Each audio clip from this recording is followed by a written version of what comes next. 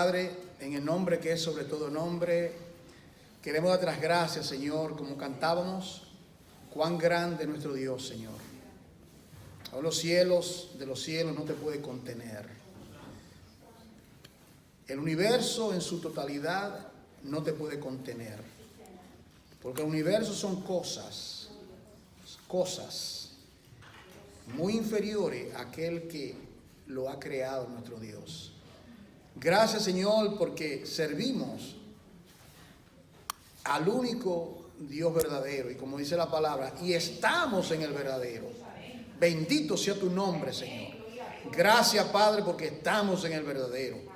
No tenemos que especular, buscar, Padre, de un lugar a otro. Sabemos porque sabemos que tú eres el único Dios verdadero. A ti, oh Dios, sea la gloria. A ti sea la alabanza, a ti sea la exaltación. A Jesucristo sea, la alabanza. Bendito sea su nombre.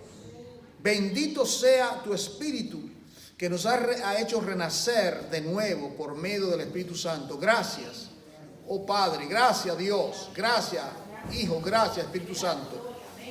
Bendito sea tu nombre, oh Dios. Queremos que esté con nosotros en esta hora. Espíritu Santo, ven, oh Dios, a nuestras vidas y ayúdanos a comunicar, a expresar la palabra. Señor amado, te damos gracias en el nombre poderoso de Jesús. Amén. Nosotros hemos comenzado pues una nueva serie de exposiciones bíblicas con relación a la iglesia. Yo decía que periódicamente pues yo he tomado a través de los años un tiempo para tratar el tema de la iglesia. ¿Qué es la iglesia?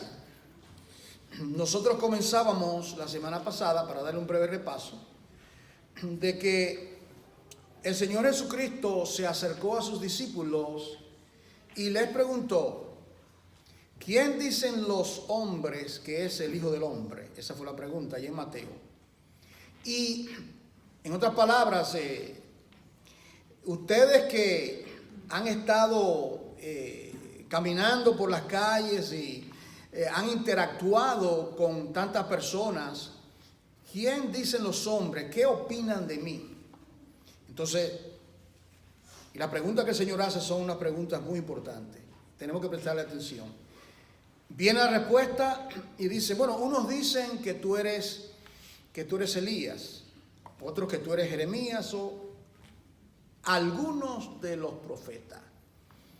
Esa era la opinión que tenía el populacho, pero ese populacho no eran gentiles, no eran paganos.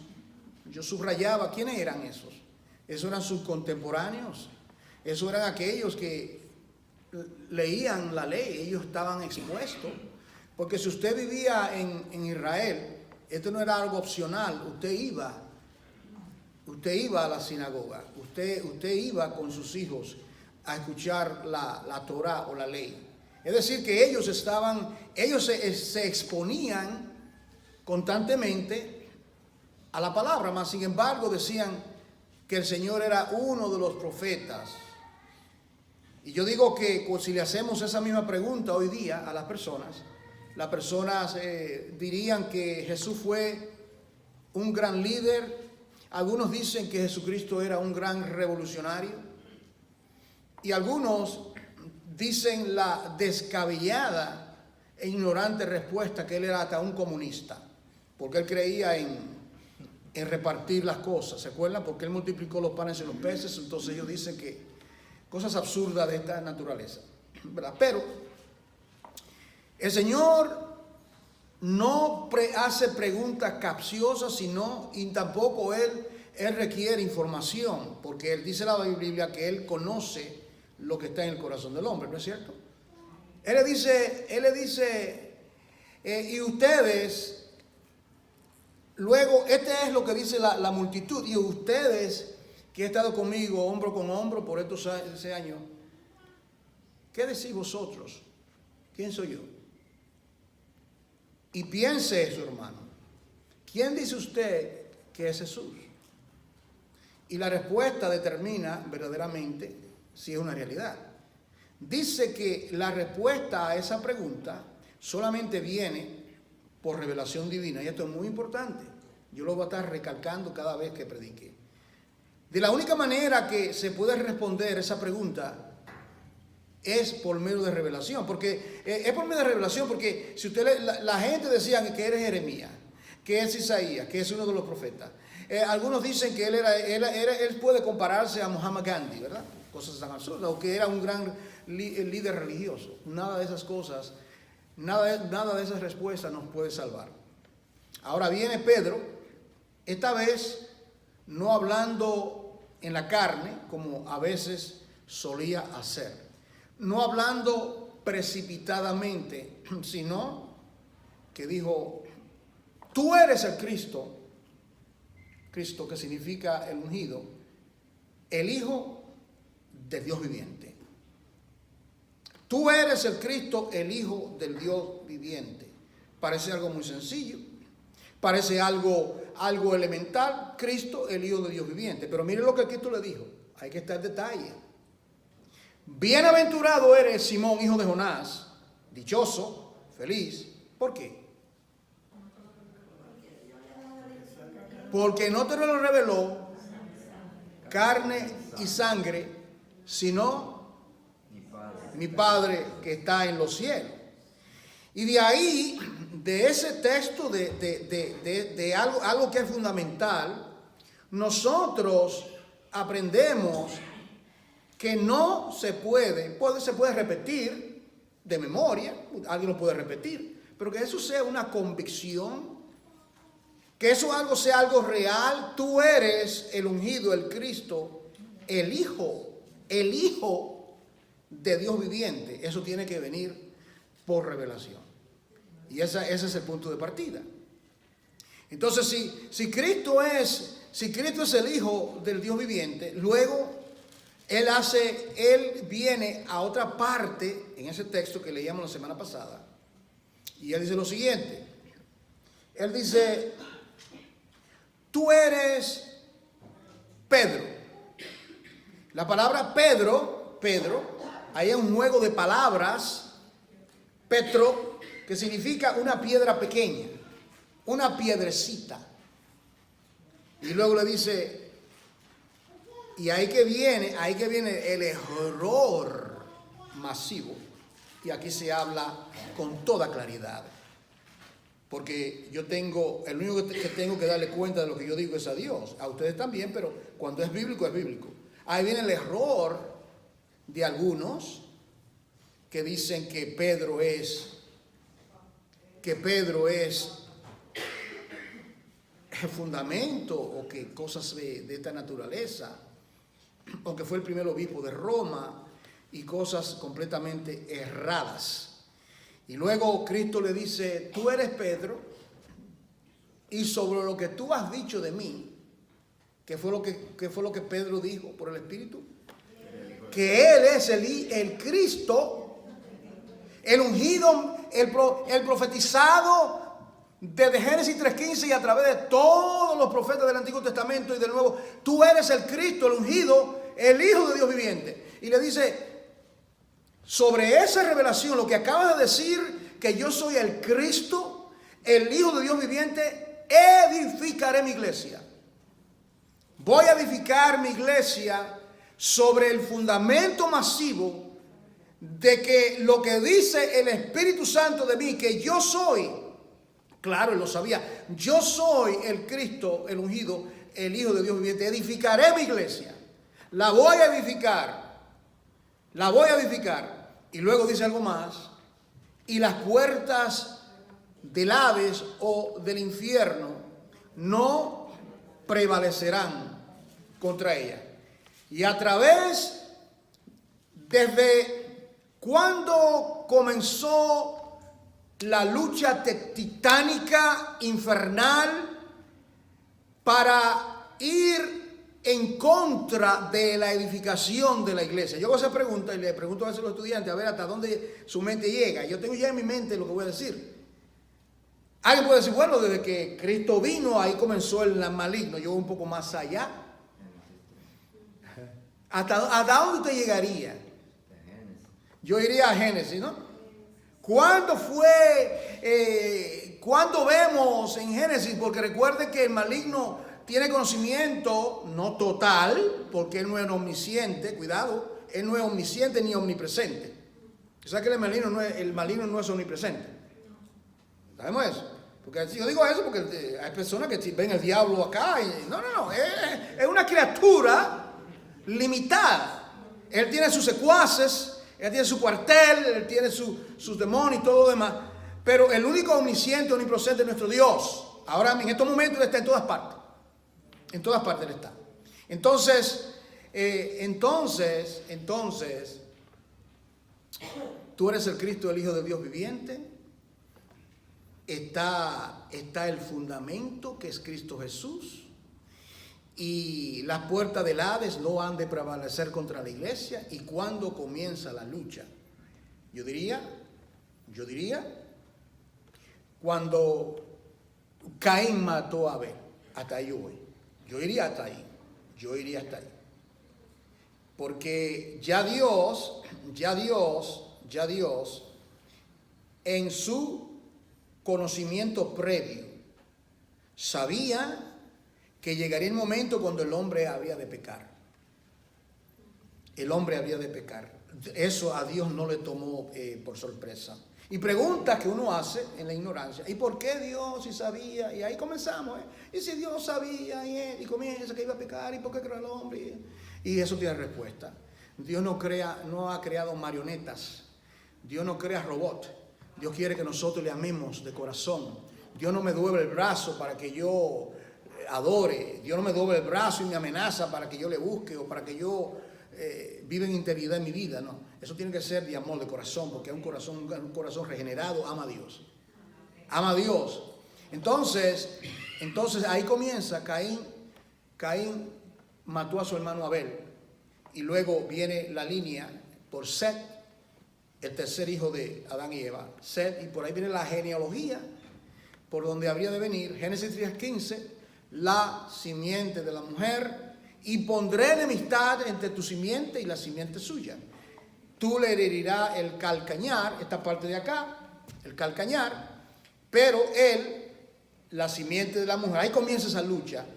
Y a través de todo el tiempo, nosotros encontramos diferentes episodios en la Biblia cuando el maligno busca destruir a la simiente de la mujer. Ahí viene, luego de ese punto de vista, de ese lugar, viene la torre de Nimrod.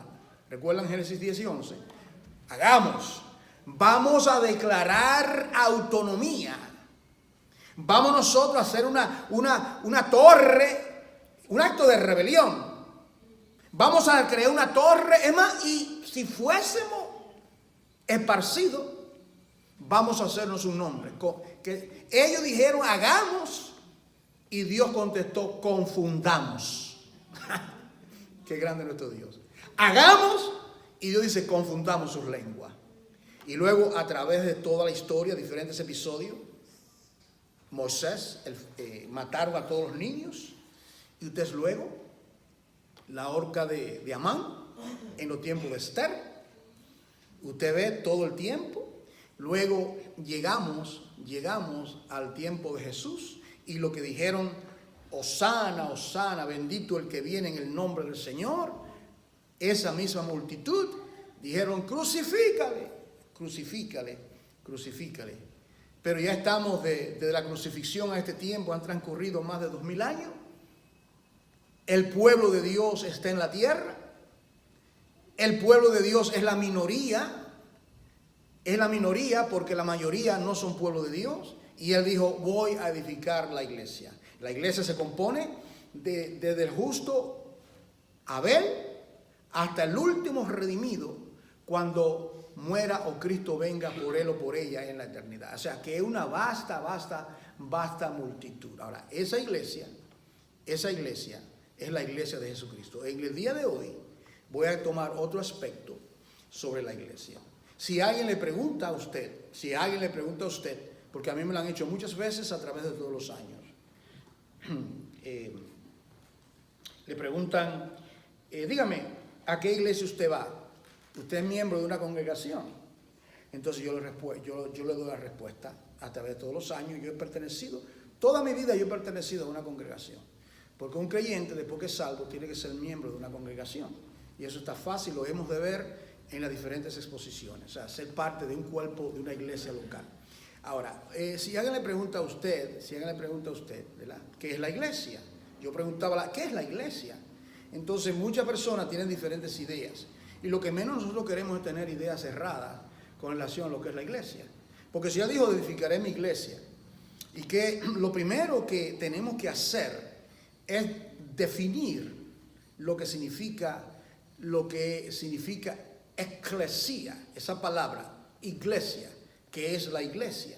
Y esa palabra que aparece, mire hermano, aparece más de 100 veces en el Nuevo Testamento, 108 si mal no recuerdo, 108 veces en el Nuevo Testamento.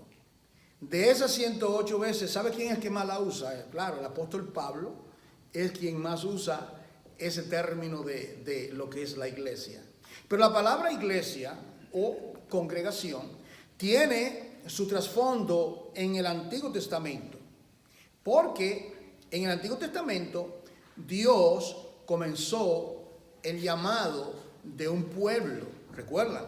Entonces, el plan de Dios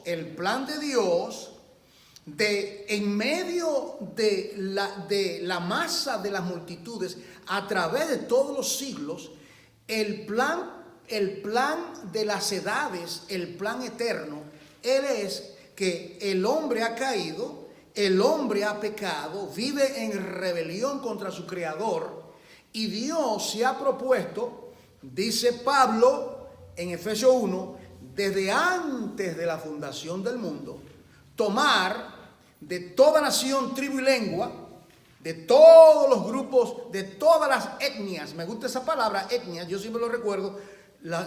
Entre los indígenas, las personas que viven en diferentes lugares completamente fuera de las ciudades modernas, de toda nación, tribu y lengua, Dios se ha propuesto salvar y llamar a un pueblo para sí celoso de buenas obras. ¿Cómo lo va a hacer?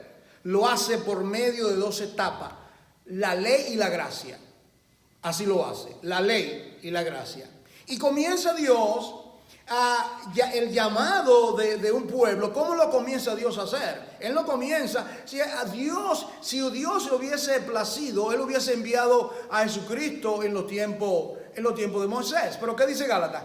Que llegando el cumplimiento de los tiempos, ¿han leído eso en Gálatas? Llegando el cumplimiento de los tiempos, Dios envió a su Hijo, nacido bajo la ley,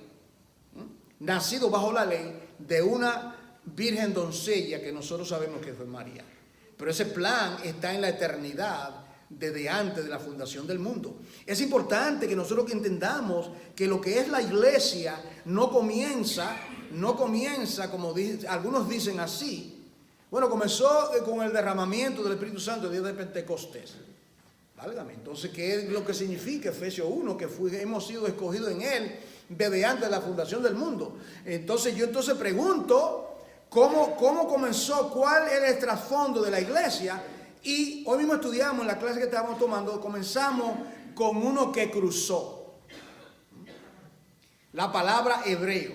Usted encuentra en que Abraham lo llamaron Abraham el hebreo. Y yo le preguntaba a los hermanos en la clase hace una hora, yo les decía, ¿qué significa hebreo? ¿Sabe qué significa hebreo? El que cruza. El que cruza. ¿Usted está entendiendo? El que cruza, el que está en Ur de los Caldeos, en el paganismo, y él cruzó al otro lado. ¿Por qué fue que Abraham cruzó al otro lado?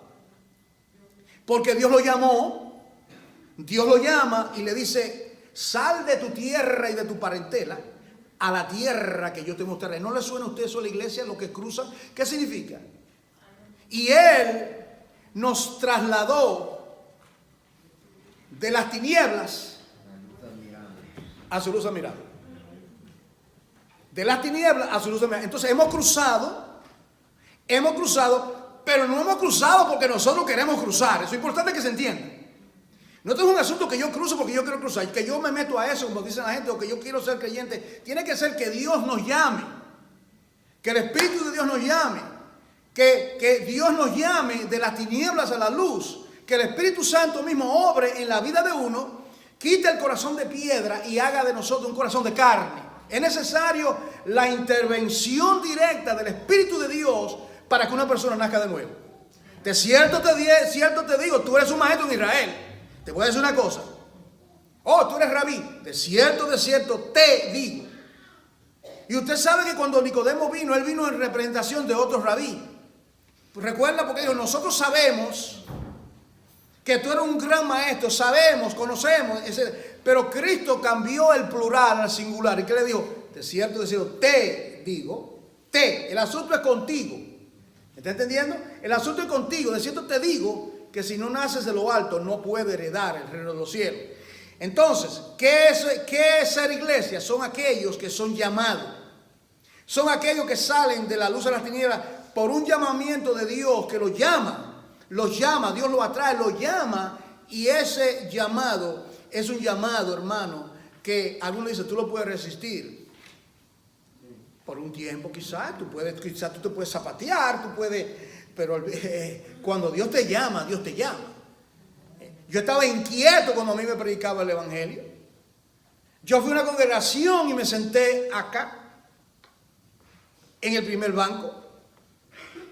Y me sentía tan incómodo que cuando el predicador hacía ademán y hacía así para acá, yo me pasaba 3 bancos hacia atrás. Yo estaba buscando la puerta. Y él movía y estaba ilustrando. Yo no quería que me pasara. Y cuando vine a ver, por la puerta que salí corriendo. Así yo procedía. Pero usted cree que eso se quedó ahí. Dios luego envió a familiares míos a mi casa, mi prima y mi tía. Y comenzaron ahí, hermano, con el martillo ahí. Hasta que yo fui, como dice Jeremías, me seduciste y fui seducido. Luché contra ti, pero tú eres más fuerte que yo. Bendito sea el Señor. Y eso ha pasado en la vida suya. Entonces, ¿qué es la iglesia? Son aquellos que son llamados. Es un llamamiento soberano. Es un llamamiento que viene de Dios. Es un llamamiento que usted, que es un llamamiento, hermano, que usted lucha y finalmente, y es un llamamiento que usted ha de perseverar hasta el fin. Ahora, yo quiero entrar, 3 cosas yo quiero compartir en este mensaje. Si alguien le pregunta a usted, explíqueme, ¿cómo usted define a una iglesia bíblica, a una iglesia espiritual, digamos, ¿verdad? Algo le dice usted, dígame una cosa, ¿cómo usted me daría una definición de lo que es ser una iglesia bíblica, una iglesia espiritual? Entonces usted escucharía las respuestas que le dan. Y si usted conoce las Escrituras, usted va a saber, como lo vamos a hacer hoy, usted va a saber si es verdad, si esa definición de lo que es ser una iglesia bíblica o una iglesia espiritual es correcta. Okay. Yo quiero invitar a ustedes aquí a Colosenses, en el capítulo 1. Son 3 cosas que yo quisiera dar con ustedes en el día de hoy, sobre qué es una iglesia bíblica. ¿Cuáles son las 3 componentes fundamentales de una iglesia bíblica? Puede ser bíblica o espiritual. Entonces hay 3 cosas. 3 cosas. Yo se las voy a dar de antemano. Número 1, esa iglesia tiene una cabeza. Segundo, esa iglesia tiene un cuerpo. Y tercero, esa iglesia está unida entre sí por las coyunturas. ¿Le suena bíblico o me lo estoy imaginando? Creo que lo hemos de ver, porque yo quiero conocer con ustedes lo que es en realidad lo que es la iglesia. Primeramente aquí en Colosenses, en el capítulo 1 de Colosenses capítulo 1, antes de leer el texto, las mujeres van a entender esto, las que son madres, las que son madres acá, en todo parto normal, las que son mamás, todo parto normal, lo primero que se expone al exterior es la cabeza, ¿no es cierto? Ahora, comience a pensar en términos de la iglesia y hemos de hablar del misterio. Todo esto, aún cómo nace una criaturita, cómo nació su niño, su niña, sus hijos, en un parto normal, tiene que ver con lo que Pablo llama el gran misterio. Primero se expone la cabeza y luego sigue el cuerpo. Eso tiene que ver con lo que es la iglesia. Mire aquí Colosenses, conmigo, capítulo 1, versículo 15. Él es la imagen, hablando de Jesucristo, del Dios invisible, el primogénito de toda creación, es decir, el que comenzó la obra de la creación. Mire, porque en Él fueron creadas todas las cosas. ¿Cuáles cosas? Bueno, las que hay en los cielos y las que hay en la tierra. Visibles e invisibles, sean tronos, sean dominios, sean principados, sean potestades. Todo fue creado por medio de Él. Y mire esto, hermano, ¿quién es el dueño de todo? Y para Él. Y Él es antes de todas las cosas. Vamos a ver si captamos. ¿Qué sale primero? Primero la cabeza, luego viene lo otro. Entonces, en una iglesia que sea bíblica, Cristo no solamente dice que es la cabeza, eso se ve porque se ve. En cada prédica, en cada cántico, en el amor de los hermanos, en todo lo que uno hace, esa iglesia lo ha de exaltar a Él. Porque aquí dice que Él es antes de todas las cosas. Y tengo sorpresa, la iglesia es cosa. ¿Están entendiendo? La iglesia es cosa porque Él es el creador de todas las cosas. Entonces, por cuanto la iglesia es cosas, las cosas son inferiores a aquel que lo ha creado. Él es el alfarero y nosotros el barro. El barro no le dice al alfarero, hazme de esta manera, no. El alfarero tiene potestad sobre el barro. Entonces dice aquí, dice, y Él es antes de todas las cosas, y todas las cosas en Él subsisten. No dice existen, ¿ve la diferencia? Existen porque no tienen existencia propia, que depende de alguien que le dé vida. Nosotros tenemos vida porque Él es la vida de la iglesia.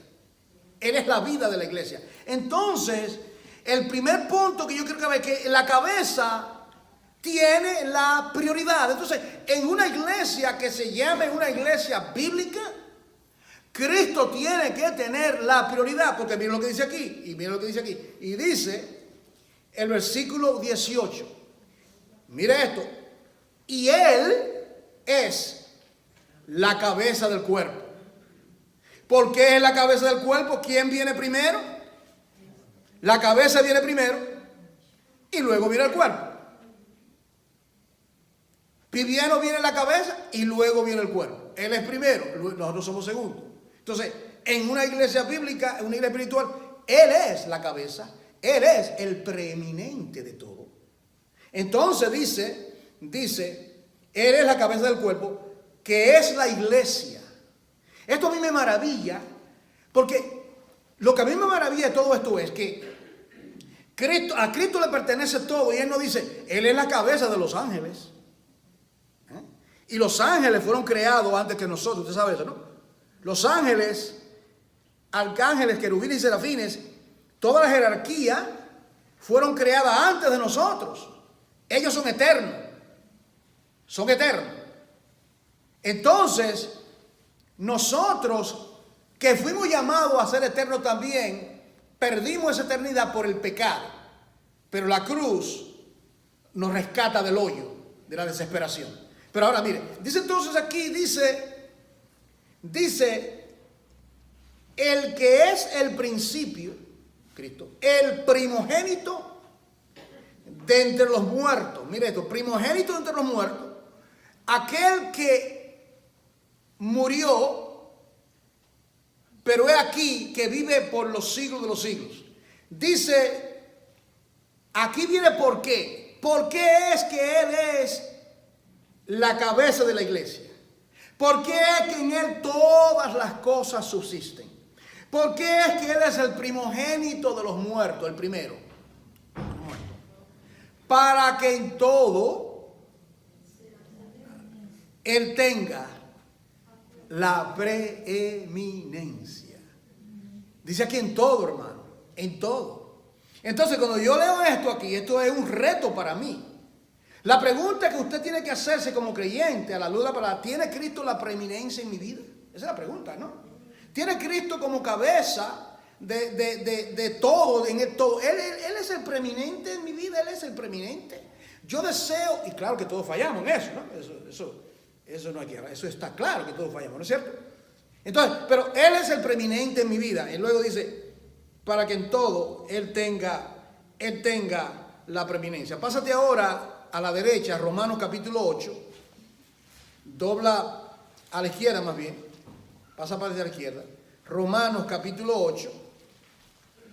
Entonces aquí en el capítulo 8, versículo 28. Entonces, Él tiene la prioridad, pero también Él tiene la primogenitura. Él tiene la prioridad. Estamos hablando solamente ahora de la cabeza, hermano. Ahora estamos en la cabeza. Luego vamos a hablar del cuerpo. Entonces dice, aquí en Romanos capítulo 8, versículo 28, Pablo hablando, el apóstol Pablo a la iglesia en Roma, le dice, más, y sabemos que a los que aman a Dios, todas las cosas les ayudan a bien. Esto es, a los que conforme a su propósito son llamados. Entonces, aquí está que Dios tiene un propósito y ese propósito es conforme a un llamado. Eso es lo primero. Luego dice, porque a los que antes conoció, lo que antes conoció, usted ha dicho, cuando el Señor lo salvó, usted dice, usted tiene ese gozo que no le cabe en el pecho, en su corazón, ese gozo, la euforia, el gozo de la salvación. Y usted dice, por fin yo conozco a Dios. Bueno, usted comenzó a conocerlo. Pero el punto es que Dios le conoce a usted. Dios le conoce a usted. No sé si usted me está entendiendo. O sea, Dios conoce a todos los seres humanos, los 7 billones de personas que hay en el planeta Tierra. Dios quiere saber eso. Pero usted cree que Dios está pendiente a todo ser humano. No, Dios está bien pendiente a sus hijos. O sea, yo estoy consciente que yo estoy rodeado de multitudes por todas partes. Si estamos, por ejemplo, si está usted en el supermercado con sus niños, con sus nietos, porque hay mucha gente que está por ahí, niños, ¿verdad? Pero del momento que su niño se extravía, ¿a quién usted está mirando? Usted está fijando del otro, no, es su hijo o su nieto. ¿Por qué? Porque hay una relación paternal o maternal. ¿Me explico? Usted le ama, ese es su hijo. Entonces, usted conoce a este muchachito que está ahí, yo no sé quién es, lo veo, no sé. A lo mejor tiene la misma edad, ¿verdad? Pero usted está consciente, le duele porque es su hijo. Ahora, dice aquí, son llamados. Segundo, porque a los que antes conoció, nos conoció antes. También nos predestinó. Aquí viene la predestinación. ¿Para qué fue que nos predestinó? Para que fuésemos hechos conforme a la imagen de su hijo. Mira, hermano, Dios tiene un hijo que le deleita tanto. Dios se deleita tanto. Creo que 3 veces que dice, este es mi hijo amado en quien tengo contentamiento. Diga esto, hermano. Él se deleita tanto que Él ha determinado llamar a una vasta multitud de hijos e hijas y ponerle la imagen de su hijo para Él seguirse deleitando. Como se deleita en el hijo con H mayúscula, se deleite con los hijos con H minúscula. Eso somos nosotros porque tiene la preeminencia. Él es con H grande y yo soy con H pequeñita. Dice aquí entonces, dice, conforme a la imagen de su Hijo. Ahora hay un propósito, esa palabra para que Él sea el primogénito entre muchos hermanos. Entonces, la cabeza tiene la prioridad porque es la cabeza, y la cabeza tiene la primogenitura. Usted sabe, en Israel, ¿a quién le correspondía más? No sé si era más, ¿verdad? Era más. Le daba más, no sé exactamente cuánto más, pero recuerda Esaú, véndeme la primogenitura. Y le vendió la primogenitura. Mire el hijo pródigo. ¿Qué fue? Dice que le repartió los bienes. Es decir, pero dice aquí que él es el primogénito. Y nosotros también, en Hebreos 12, creo que lo leí la semana pasada, dice que nosotros no nos hemos acercado al monte que temblaba y botaba humo, al monte Sinaí. Que no estamos al sonido de las trompetas, sino que nos hemos acercado al monte Sión, a la reunión de millares de ángeles, a la sangre de Jesús, que habla mejor que la de Abel. ¿Se acuerda? Hebreos 12. Entonces dice, y nos hemos alcanzado a la congregación de los primogénito. Ahí está el propósito. No sé si usted lo ve. En otra palabra, su hijo es el primogénito. Si usted dice, yo digo, por ejemplo, mi hija Yasmín, la hija mía, que está dando la clase, ella es mi primogénita. Si yo digo que es mi unigénita, es que tengo una. ¿Cuándo entiende? Primogénita es que hay más de una. ¿Está entendiendo? Entonces el plan del padre es, si dice que él es el primogénito, significa la cabeza viene el cuerpo viene, el cuerpo se va a formar, porque la iglesia es un cuerpo multimiembro, donde Cristo es la cabeza de ese cuerpo. Entonces, dice, y a los que predestinó, a esto también llamó, y a los que llamó, a esto también santificó, esa escalera. A los que justificó, a esto también glorificó. Ahí no se queda nada. Dios comienza con el llamado y te va llevando hasta la parte de glorificarte. No voy a seguir leyendo porque no quiero desviarme, eso está muy bueno, muy sustancioso, que pues diremos, pero quiero dejarlo ahí y llegaré a esa escritura en otro momento. Por ahora solamente quiero que veamos lo que tiene que ver con la cabeza, la primogenitura. Y luego viene, y esa cabeza, ¿qué va a hacer esa cabeza? Bueno, esa cabeza brota del seno del Padre, el unigénito, y ahora Él ha llamado a ese cuerpo multimiembro que comienza con el primero en el Antiguo Testamento, el justo Abel, y luego sigue a través de todos los siglos y todo el tiempo hasta el último redimido. Mire, mire esto, hermano. Ya Jacob, mire esto, en Génesis 49, pásate aquí, hermano, coge tu Biblia. Ustedes saben, aquí nosotros amamos la palabra de Dios. Yo podía citar de este texto, pero es importante que usted lo vea y usted lo marque y usted lo pueda saborear. ¿Qué aconteció aquí? El gran patriarca Jacob había llegado el día de su muerte. Está viejito, ni puede ver. El gran patriarca Jacob. Y él comienza y llama a sus 12 hijos. Él tenía 12 hijos. Los patriarcas son llamados. Y él comienza a profetizar sobre cada uno de ellos. Comienza con Rubén, luego Simeón. También hay palabras para Zabulón, Neftalí, Dan, Gad, Isaacar, etcétera, etcétera. Pero mire esto. Mira lo que dice aquí. Capítulo 49 de Génesis, versículo. Y llamó Jacob a sus hijos y dijo, juntaos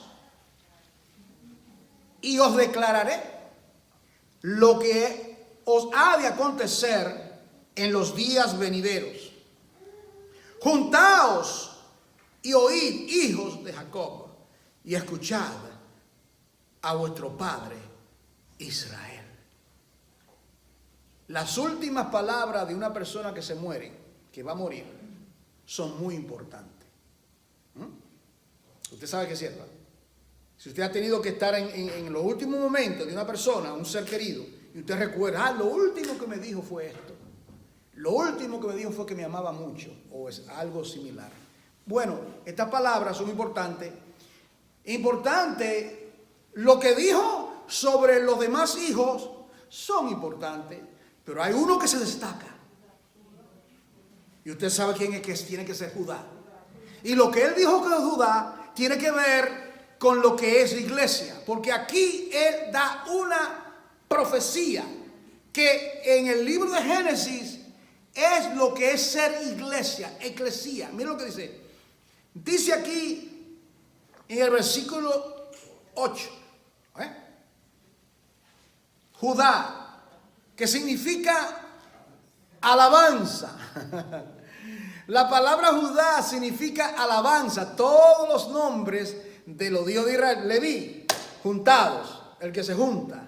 Entonces Judá, alabanza. Entonces, ¿qué dice? Dice, Judá, te alabarán tus hermanos,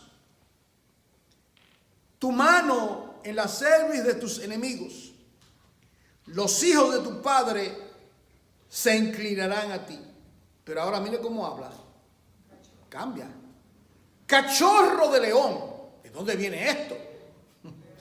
Yo había leído la historia de Jacob y yo nunca había oído a Jacob hablar de un cachorro. De repente, ¿qué está aconteciendo? Nosotros leemos en el Nuevo Testamento, lo leímos esta mañana en la clase, el Espíritu de Cristo, 1 de Pedro 1, si mal no recuerdo, el Espíritu de Cristo que moraba en ellos, los que profetizaban, hablaban de Él sin saber lo que ellos estaban hablando.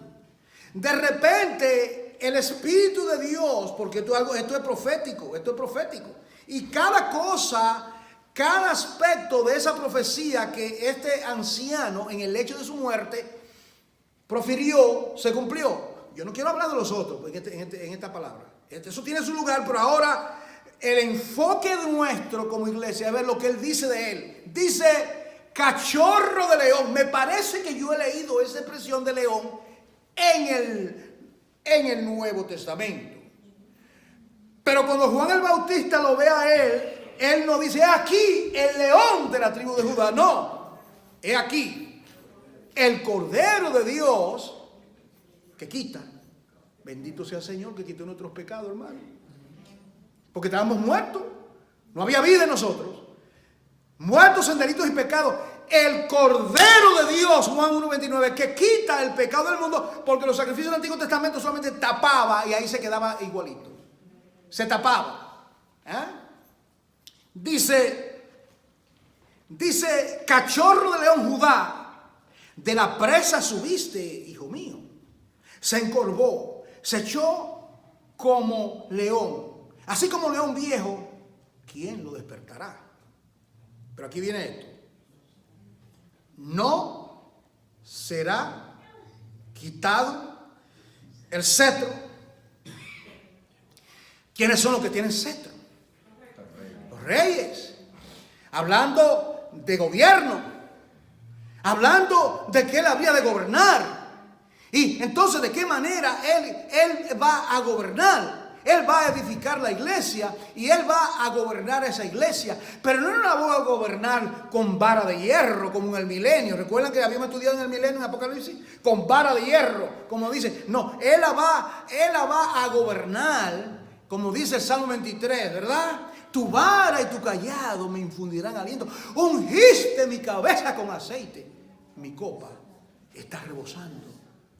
Es una manera de él dice, en delicados pastos me va a pastorear, me va a poner mesa en presencia de mis angustiadores, me va a alimentar el pastor. ¿No nos alimenta el Señor día a día con su palabra?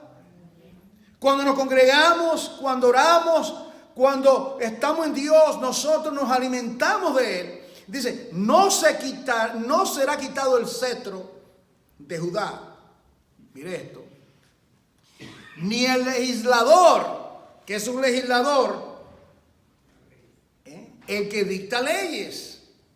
El legislador, las leyes. Entonces, él tiene un gobierno. Entonces, él habría de gobernar, pero ¿sobre quién es que él gobierna? ¿Sobre quién es que Dios gobierna? Él gobierna solamente sobre sus hijos. Él gobierna solamente sobre su pueblo. ¿Cómo lo sabemos? Señor, enséñanos a orar. Cuando ustedes oren de la siguiente manera. ¿Qué le digo? Padre nuestro que estás en los cielos, venga, venga tu reino, venga tu reino, hágase tu voluntad en el cielo como también en la tierra. Cuando viene el reino es que comienzan a hacerse su voluntad. ¿Hacía usted la voluntad de Dios antes de la venida del rey y el reino? No. Pura rebelión. Esta es mi vida. Y yo hago con mi vida lo que me dé la gana hacer con mi vida. Era así que nosotros hablábamos, hermano. Así es el corazón. Lo que te da la gana tú haces. ¿Verdad? Viviendo la vida loca, como dijo un loco. Eso no es ser creyente. Yo no puedo ahora que Cristo murió por mí. Resucitó por mí, Dios subió y yo querer hacer lo que a mí me da. ¿Cómo es eso? Entonces yo no soy creyente. No, hágase tu voluntad. Hágase su voluntad. Y nosotros fallamos, yo he dicho, porque todos fallamos, pero el anhelo suyo es hacer su voluntad. El anhelo de un verdadero creyente es hacer la voluntad de Dios. Y cuando le falla, lo que sea, Señor, perdóname, Padre, oye, qué tal ligereza esto, lo otro. Ahora, dice aquí el legislador. Dice, ni el legislador de entre sus pies hasta que venga Silo, que significa el Mesías, el ungido. Ya aquí está Jacob hablando del Señor. Lo segundo entonces, esa es la cabeza. Lo segundo es el cuerpo. Hay tantos textos, pero el tiempo mío es limitado, no son 4 horas que tengo. Entonces yo quiero darte una ilustración. Vamos a Ezequiel capítulo 16. Vamos a ver cómo era el cuerpo, cómo éramos nosotros. Ahora, tenemos un cuerpo santo, una cabeza que es el primogénito, una cabeza que va a ser el legislador, una cabeza que dice que las puertas del Hades no van a prevalecer contra su iglesia, que es su cuerpo. Ahora, esa cabeza se expone. Ahora viene el cuerpo. ¿Qué clase de cuerpo es este? Ya lo dije con Abraham. ¿Era Abraham un judío? No, Abraham lo llamaron el hebreo cuando cruzó del otro lado. ¿Usted está entendiendo? Muy hermosa esta figura. Abraham cruza, Abraham el hebreo. Eso es lo que significa hebreo. Hebreo, el que cruza, el que de un lado a otro. ¿Cuánto están entendiendo? El hebreo. Ahora, nosotros no somos hebreos en ese sentido. No somos ninguno de nosotros. Somos descendientes de ninguna de las tribus. Nosotros somos del paganismo todo. Pero somos hebreos, el verdadero Israel, en el sentido de que tenemos a Cristo, porque de la salvación viene de los judíos Cristo. Y nosotros nos hemos sometido por su llamado a su reinado. Ahora viene el cuerpo, en Ezequiel capítulo 16. Mire esto, hermano, unos textos nada más. Aquí viene ahora Ezequiel 16 y dice lo siguiente. Dice: vino a mí palabra de Jehová diciendo: hijo de hombre, notifica a Jerusalén diciendo sus abominaciones.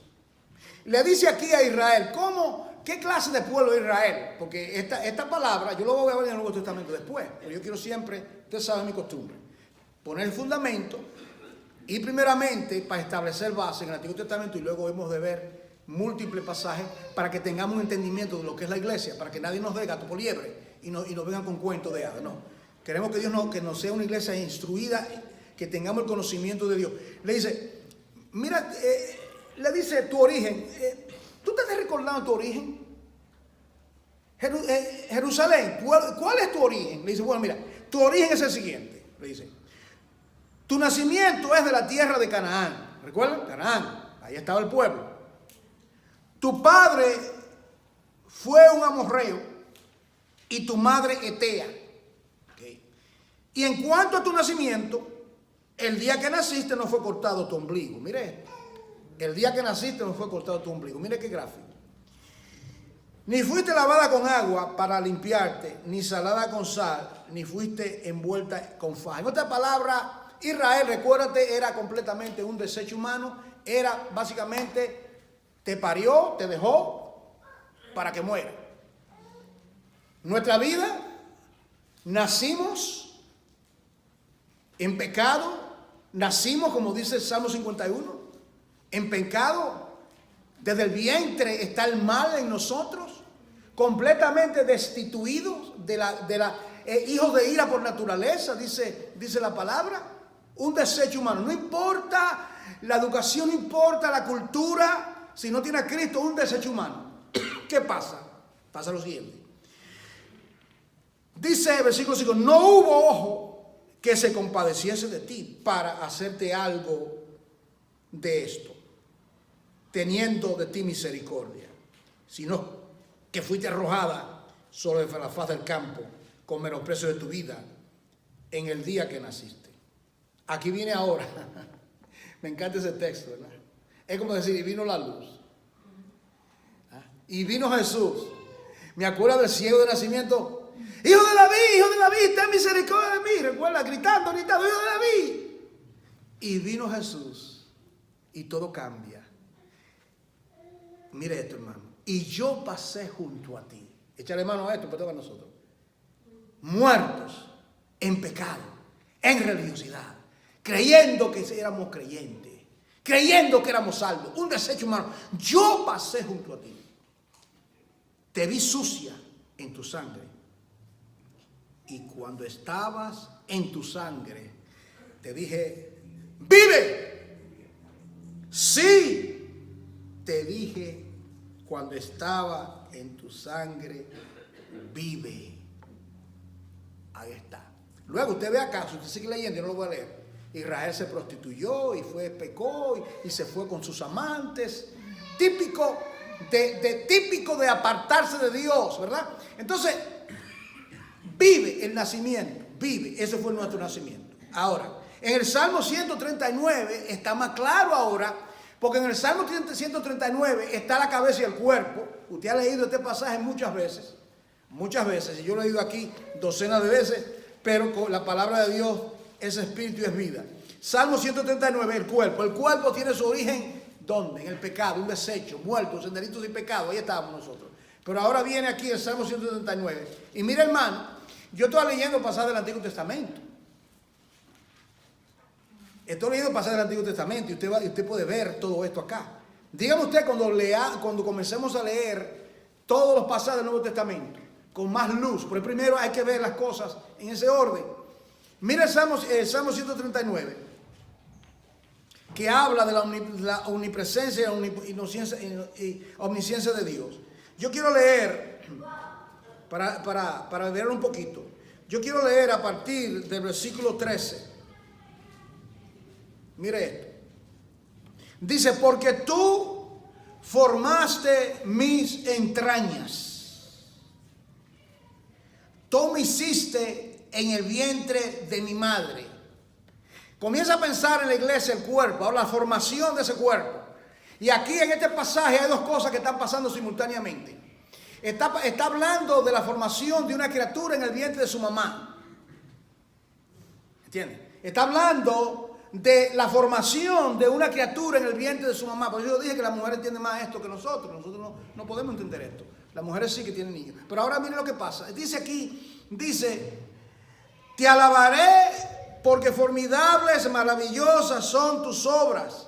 Estoy maravillado y mi alma lo sabe muy bien. No fue encubierto de ti mi cuerpo. Esto es algo doble. Es algo mesiánico. Dios le está diciendo, no fue encubierto de mí tu cuerpo. Cristo tuvo un cuerpo físico, hermano. Cristo tuvo un cuerpo físico. Pero también Cristo tiene un cuerpo espiritual. Y ese cuerpo no le fue encubierto. Ya a la edad de 12 años, Él le dijo a los sabios, a María y a José, ¿qué le dijo? Que no sabéis. ¿Cómo es, muchachito? 12 años. ¿Cómo que va a salir con una cosa así? Por el Espíritu. El Hijo de Dios a los 12 años. No sabéis que en los negocios de mi Padre me es necesario. ¿Y cuál eran los negocios de su Padre? Cumplir Génesis 3:15, la simiente de la mujer, aquel que había de aplastar la cabeza del diablo, aquel que había de redimir un pueblo, que iba a redimir un pueblo de toda nación, tribu y lengua. Ese es el negocio de su Padre. Y cuando llegó al Gólgota y lo clavaron, Él dijo, consumado es, he terminado los negocios de mi Padre.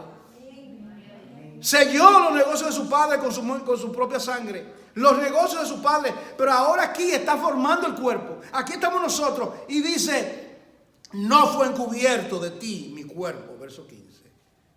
Entretejí. Dice, y entretejido en lo más profundo de la tierra. Mire esto. Mi embrión. Mire esto. Ay, ay, ay.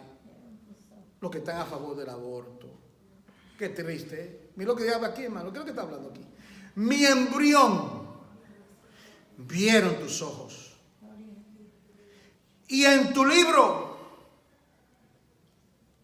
estaban escritas todas aquellas cosas, deténgase, que decía Colosenses 1. ¿Quién recuerda? Que Él es el primogénito y que todas las cosas en Él subsisten. Ahora aquí, mire esto. En tu libro estaban escritas todas aquellas cosas que fueron luego formadas. O sea, Él fue primero. ¿Entienden? Él fue primero y luego vienen las cosas. ¿Qué viene primero? La cabeza viene primero y luego vienen las cosas. Y le dice que fueron luego formadas. Mire, esto es lo que más me gusta. Sin faltar una de ellas. ¿Quién recuerda ese pasaje en el Nuevo Testamento? Padre, aquello que me has dado. ¿Quién recuerda? No se perdió ninguno de ellos. Solamente el hijo de perdición, ¿recuerda? ¿Usted cree que Dios va a llamarlo a usted? Yo no vivo una vida anteriormente religiosamente. Ay, si yo me pierdo, ay Dios mío, ay, con un nerviosismo. Claro, ¿sabe por qué? Porque cuando un verdadero creyente peca contra Dios, ¿qué hace? ¿Qué hace el Espíritu de Dios cuando usted ha pecado contra Dios? No le redarguye. Le redarguye. Si no siente que te redarguye si peca, entonces tiene que examinarte. Y delante de Dios, no delante de mí. Algo está pasando en tu vida y tú tienes que decir, yo soy creyente o no lo soy. Pero lo natural es que uno siente dolor y uno llora, pesar. La diferencia entre Judas y Pedro. Judas sintió remordimiento, Pedro sintió arrepentimiento. Judas se ahorcó y Pedro se arrepintió. Entonces dice, todas ellas. Voy a concluir con esta tercera parte que viene siendo la unión ahora. La unión ahora. Entonces aquí en este pasaje mesiánico del Salmo 139,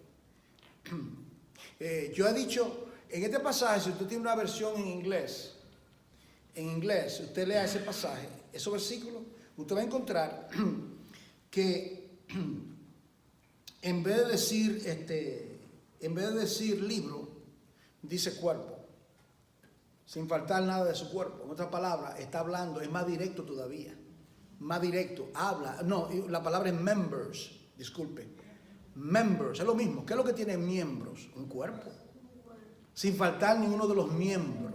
No sé si usted entiende. Primeramente brota la cabeza, se manifiesta la cabeza, luego el cuerpo es adherido o sale esa cabeza y ese cuerpo que es la iglesia. Okay. Vamos a esto último que está en Efesios capítulo 5, que todo esto es un misterio y continuaremos en la próxima ocasión. Mire esto, Efesios capítulo 5, quiero ir poco a poco, parte por parte. Mire, Efesios capítulo 5 entonces dice aquí,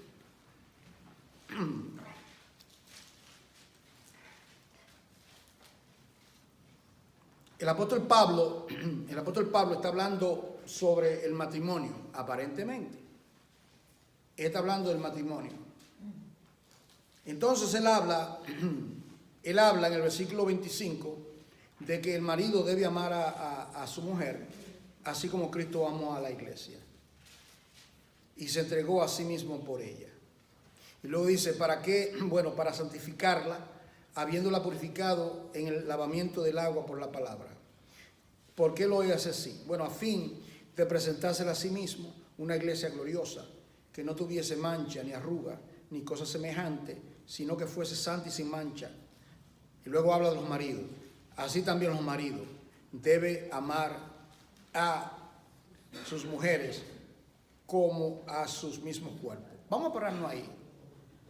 2 veces aquí, en ninguna parte dice aquí en Efesios que la mujer ame a su marido, sino que el marido ame a su mujer. Y yo he hecho esa pregunta públicamente. Entonces las hermanas me han dicho a mí, bueno, que es como algo normal, innato, que la mujer ama, la mujer es expresiva. Bien. La pregunta que yo quiero hacer ahora, ¿quién es llamado a amar primero en este pasaje? El marido es llamado a amar. La pregunta es, ¿amamos nosotros a Cristo? ¿Cuál es la respuesta? Nosotros los amamos a Él. ¿Por qué?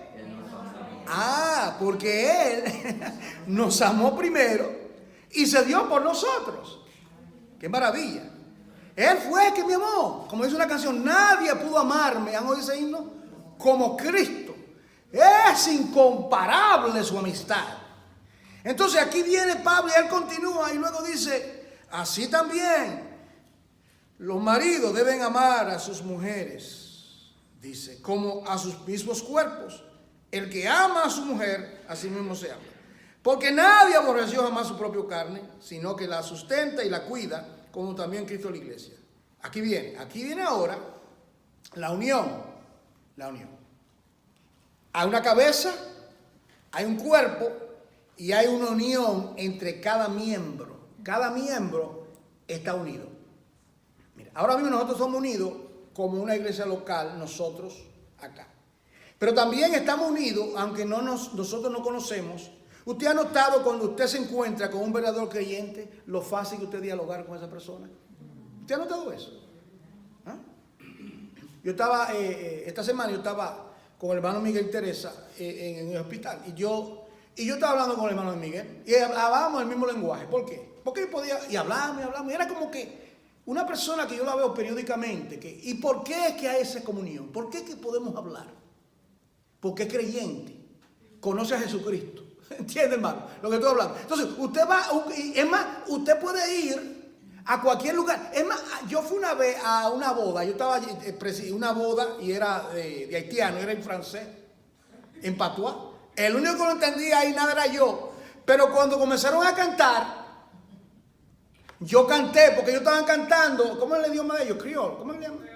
Ajá. Y yo estaba cantando en español y ellos en su lenguaje. Yo no entendía nada. Pero el espíritu, ¿por qué? Porque eran hermanos haitianos.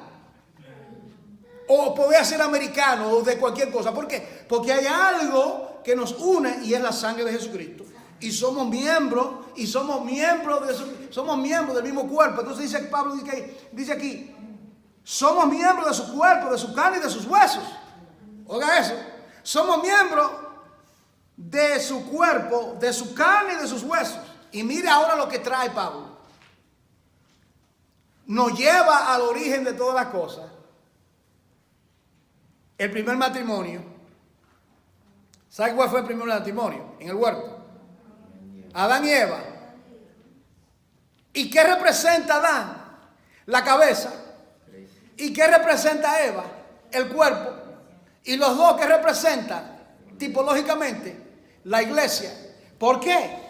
Porque aquí ahora viene Pablo y dice, por esto, por esta razón, porque son carne de su carne, dice, dejará el hombre. Pero, ¿qué tiene que ver Pablo? ¿Cómo? ¿Qué tiene que ver lo que está hablando con esto? Sí, aquí te lo tengo que ver. Dice, dejará el hombre a su padre y a su madre y se unirá a su mujer y los dos serán una sola carne. Ah, pero que ustedes creen, como que es que ustedes creen que yo estoy hablando del matrimonio. No. Grande este misterio. Ustedes creen que yo estoy hablando esto de cuchicucheo, te quiero, besito. No. Yo estoy hablando de algo más sublime. La única manera que ustedes pueden entenderlo es trayendo la ilustración en la relación más hermosa, ¿no es cierto? Es la relación amorosa entre un hombre y una mujer. El esposo y la esposa que se aman, que se cuidan. ¿Verdad que sí? El esposo cuida a la esposa y la esposa cuida al esposo porque se aman. Hay algo, hay una relación. Cristo es la cabeza y el cuerpo. Entonces luego dice, grande es este misterio. Ah, pero yo digo esto de Cristo en la iglesia. Por lo demás, cada uno de vosotros ame también a su mujer como a sí mismo. Y la mujer se respete a su marido. Entonces, Cristo nos ama y nosotros debemos respetarle a Él. Voy a leer este último, Efesios 3, 5 y 6. Mire esto, con esto termino. Dice aquí, misterio. Todo lo que tiene que ver con la iglesia es un misterio. No misterioso. ¿Ves la diferencia? No es algo misterioso, algo cool, no, misterioso, no. Misterio. Y los misterios se revelan ¿cómo? Por revelación del Espíritu. Dice, misterio que en otras generaciones no se dio a conocer a los hijos de los hombres, como ahora es revelado. Ahí está la palabra. Revelado. ¿Y qué es la revelación? Revelado. ¿A quién Dios se lo revela? A sus santos apóstoles y a sus profetas. ¿Cuál es el medio? Por el Espíritu. ¿Y cuál es el misterio? ¿Cuál es el misterio? Que ese cuerpo multimiembro, que es la iglesia, comenzó con la ley, comenzó con el Antiguo Testamento, pero ellos se jactaban porque ellos pensaban que ellos eran los únicos. Ellos pensaban que, ustedes saben, ellos, y todavía posiblemente lo piensan ellos creen que ellos son los niñitos hermosos del papá y que Dios no tiene. Y Dios les da una gran sorpresa. ¿Ustedes creen que ustedes son los únicos? ¿Ah? ¿Ustedes creen que ustedes son los únicos? Israel que mata a los profetas, ¿ustedes creen que son los únicos? Ahí en Isaías, en Génesis 49 dice, y a él se congregarán los pueblos. A él se congregarán los pueblos. Ahí en Génesis 49. Asilo, al Mesías, los pueblos de toda nación. La casa de Dios es grande. En la casa de mi Padre muchas moradas hay. No una casa pequeña. No crea que una chocita pequeña. Hay lugar en mi casa. Muchas mansiones. Voy a preparar. Tiene 2000 años preparándola. ¿Qué clase de casota será esta? ¿Qué clase de casa será esa? Cuando ya van 2000 años y dice, voy a preparar para que donde yo estoy. Qué cosa más gloriosa, hermano. Está donde el Señor está. Mire, hermano, aunque sea debajo del puente, si el Señor está ahí, es la gloria. No importa quédese con las calles de oro, mal de cristal, deme a Cristo, hermano. A mí lo que me interesa es Cristo. Y terminando, dice, que los gentiles son coherederos, los miembros del mismo cuerpo, y copartícipes de la promesa en Cristo Jesús por medio del Evangelio. Ellos, judíos y gentiles, la ley y la gracia, Dios une a ambos pueblos. Es decir, que Dios comienza con Israel, pero Dios culmina también con toda nación, tribu y lengua. A Él sea la gloria por los siglos de los siglos. Amén. Padre, quiero darte las gracias por tu infinita misericordia para con nosotros. Gracias, Padre, por ser miembro de esa iglesia. Gracias por tu Espíritu Santo. Gracias por tu palabra. A ti sea la gloria por los siglos de los siglos. Amén.